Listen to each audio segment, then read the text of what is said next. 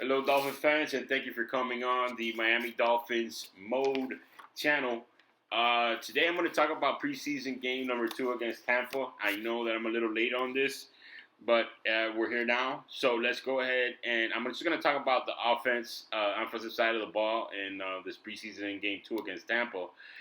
Just go over a couple things that I saw, and some players that are doing good, and things of that nature. All right, so let's get into it. First off, let's start with the offensive line. The offensive line this game, they did better than the game before, right? They did allow pressure, right? But they did do better than the game before, so they're improving. So that's at least a good sign, right? They're improving, especially with the pass blocking. Even with Todd Bowles, confusing defense that he runs, he has a 3-4 front, he has a 4-4-3 front, he has the bear front. He has the linebackers showing blitz and then they back up, or delaying the blitz and then the last second they blitz, or just blitzing straight up. So it's confusing, and I thought it was going to be a very good game for the offensive line, especially because we have young players on our offensive line, and with this game, you knew that they were going to make mistakes, but it's always good to go through these early, so then you can learn from them. Especially as a rookie with that complex defense that Todd Bowles runs. So I was excited about that. Just let's talk about some of the offensive linemen. First off, you got I'm gonna mention Shaq Calhoun. He's very impressive for an undrafted rookie free agent. He started both games at right guard, and you could tell that he's strong. He's a strong guard, and he doesn't get pushed back much. He did give up a couple sacks, and it wasn't because he couldn't block the guy. It was because of blitzes and stunts that they were running, because they were running him like crazy. Tampa Bay was, and I think this is going to be a good learning game for him. But other than that, other than those miscues, all the other ones he blocked pretty good, and you can see why he's starting as an undrafted rookie free agent at the right guard position. Like, nobody really knew about him. We signed him after the draft, right? So he's actually a good surprise for us. So.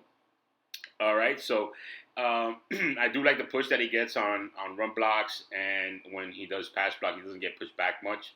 And remember, you got to take this with a grain of salt, because it is the preseason. A lot of starters don't play, but I could just go off of what I'm seeing, right? Second of all, let's go. Of course, Dieter. Dieter's doing a better job at the left guard position as a rookie. I said in the last video, I said that he just needs more reps, and he looked better in this game. He looked like he knew a little more of what was going on, maybe catching up to this game speed a little more. There's going to be a lot more learning curves for him, but it looks like he's improving, and that's good. We picked him in the 3rd round, and I like him so far. Okay, he does good. He has a good push in the run, and pass blocking. He doesn't get pushed back too much.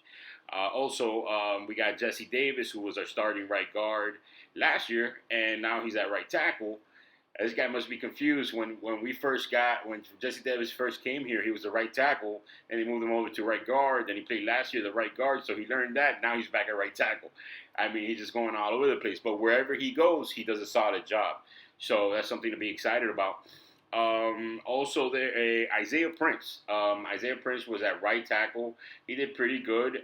Not great, but he did all right for a rookie 6th round draft pick that we got him.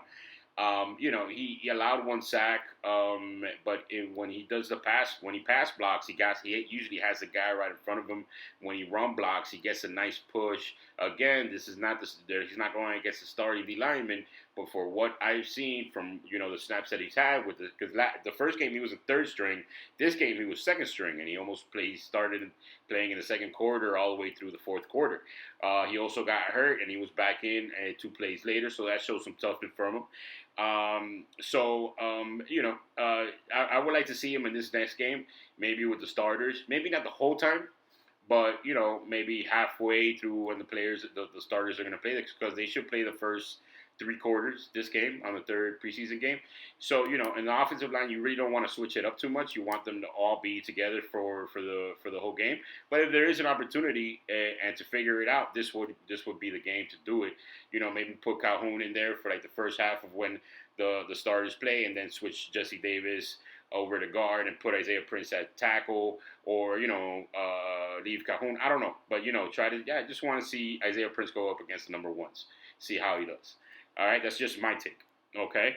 Also, the quarterback battle in between Rosen and Ryan Fitzpatrick. Nobody's really made a separation there. However, Ryan Fitzpatrick has only had about 5 or 6 drives these 2 preseason games, so he hasn't had too much of exposure or film this preseason. But Brian Flores says that he should start this game against the Jaguars, so we'll probably see a good amount there and see if he can separate himself with this game. All right, Josh Rosen, he has had his good amount of time on with the offense. So, and you can see his improvement from game 1 to game 2. Also, he had about 4 drop passes on him, and 2 of them would have been a first down. So maybe that he could have separated himself a little there, but with the drop passes, it didn't allow for the drive to continue. Also, and when we were in 4th and goal, right, I think we were on the 2 or 3 yard line. He threw it over to Isaiah Ford, and Ford, it was on his fingertips. Maybe he could have caught it, or maybe Rosen could have thrown it a little higher. But if he would have completed that, maybe that would have gave him some separation there. But these things didn't happen, so that's why I say there's really nobody separated themselves big time. Not noticeably anyway, right? But he is doing a little better, and we'll get to see Ryan Fitzpatrick this upcoming game. All right, and also, another guy I want to talk about is Myles Gaskin. Myles Gaskin looks shifty. Like he's a little elusive. He creates more yards. After the hit, he doesn't go down that easy, which is pretty nice. And he has some speed on him. Also, Patrick Laird. I think he has good vision. He's stronger than what you think. And he goes in, and he's pretty tough when he goes through the hole.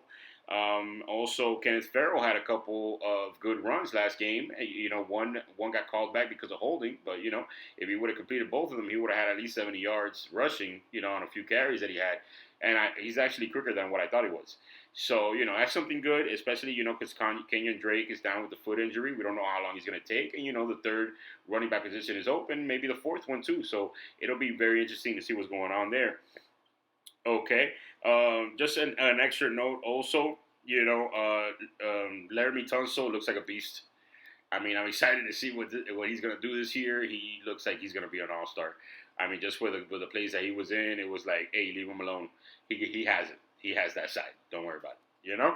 So it's very exciting to have him, and get to that place, and also to have Michael Dieter next to him. If they could mesh well, that side of the ball of the offensive line could look very stable, which is something exciting. Okay, and that's all I have for the offense. I'll do another one for the defense, but that's what I have for the offense right now.